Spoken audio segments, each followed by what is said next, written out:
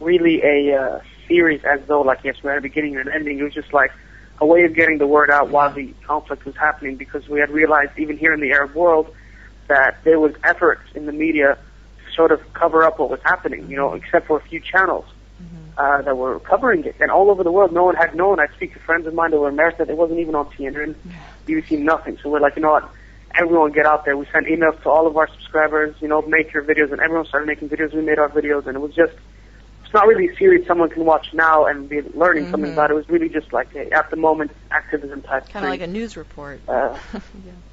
They're doing the, pretty much, yeah. doing the news that they weren't doing, yeah. Exactly. We went to the protest. We were starting to interview people on the road. If you saw, you know, footage of Abdullah Hashim there with us in the protest and all that. So we're just trying to get the word out. So, I mean, I think it's effective. I mean, I find it heartening. I imagine you find it heartening as well. The awareness that's growing regarding, you know, the Israeli, you know, state of Israel, the terrorist state, which people will just openly say now. You know, 10 years ago, nobody would say that. I mean, very few people would say that, like in the West, okay?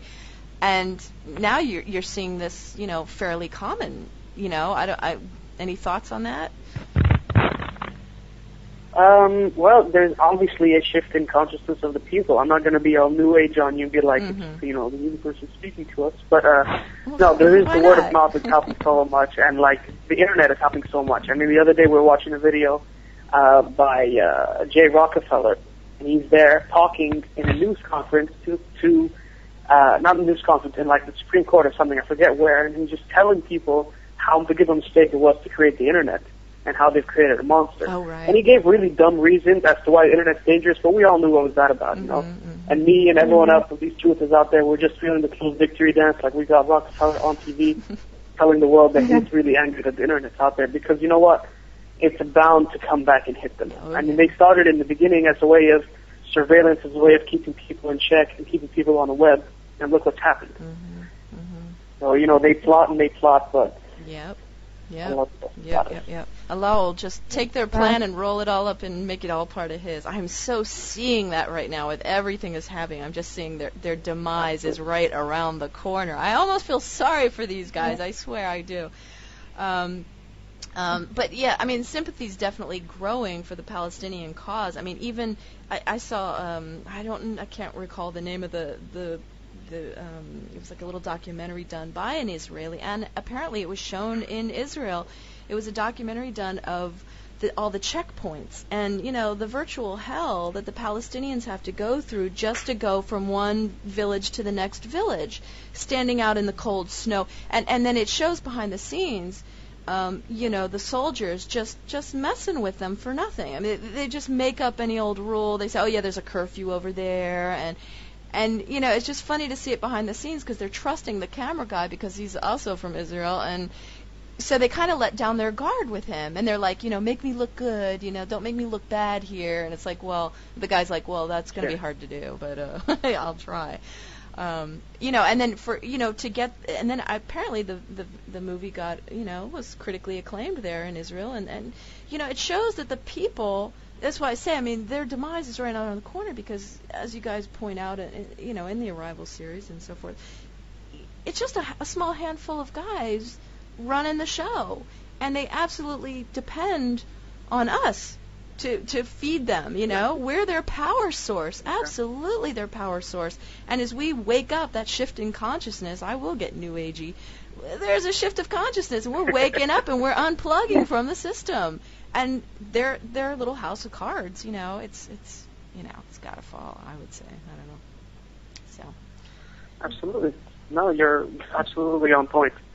And that's the case. I mean, in terms of Israel, there is perhaps less than 1% of the entire globe's population who thinks that their existence is even justified or that what they're doing is just. Even a lot of the Jews recognize, you know, Jews living outside Israel, obviously. Recognize that there's no justification for anything that's happening in the actual books, which is in the actual Torah.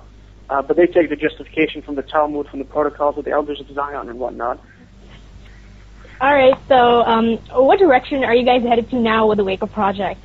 I remember reading on Noriega's YouTube channel that apparently Phase 3 is going to be his last film collaboration. So what's that all about? Well, with Noriega, I think when he writes that, he means, I think it'll be his last online film / series, which is like this, this whole movement thing on his part. I mean, I'm sure he's going to keep uploading videos every now and then, but I think after that he's expecting a lot more from the Wake Up Project users, which a lot of them are doing excellent stuff. Members like Bushwhack and Purpose Films and Agreeable Views and Abdullah Hashim and Solace Thing. There's a lot of characters out there who are making their own series, and they're really getting out there to people. So I think for the time being, we have like around 3 or 4 projects underway. The problem being that we're working on them all at the same time, so that's why it's taken a while for all of them to come out. Had I worked on them one by one, you guys would be getting them gradually. But when those are done, I think he's going to want to take a break off of that. I'll still be on there doing my thing, probably taking care of the website a bit more.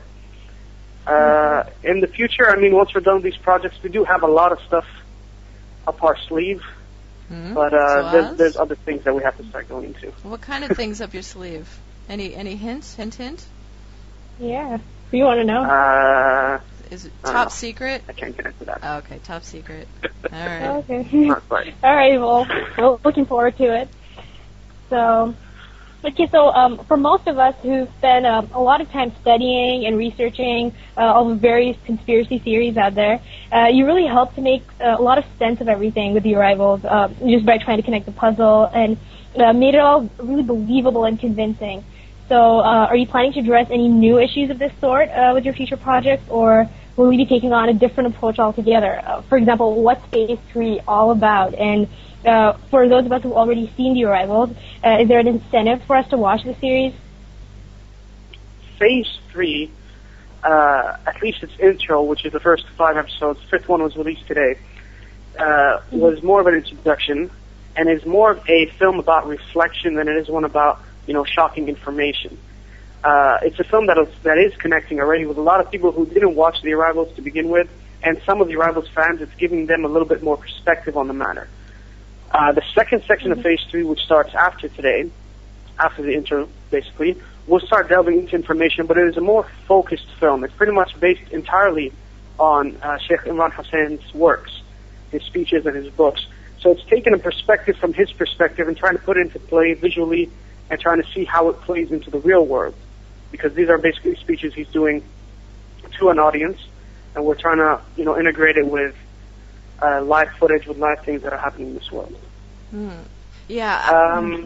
Other than that, there is obviously, a lot of reason for Arrivals fans to be watching this series, but I do expect Arrivals fans to probably appreciate the Arrivals more than Phase 3, just because of what it had to do with them and their awakening. Phase 3 is like a softer awakening for people who maybe weren't quite delving into the Arrivals enough.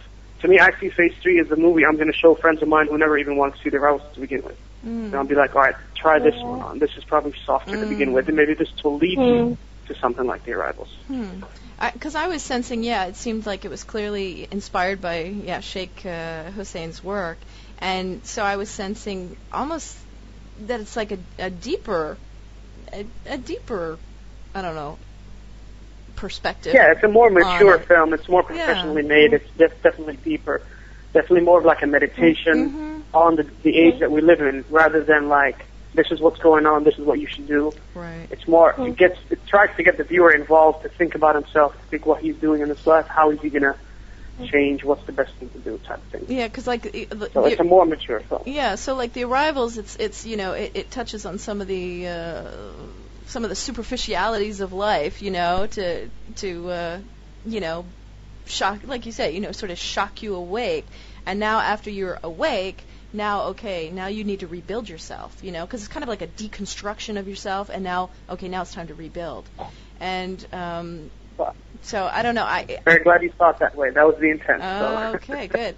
So yeah, because I'm sort of, I just saw the 5th part right before we started the interview. I saw you just uploaded it today, and I'm really inspired by where I see it going, because it's what I'm always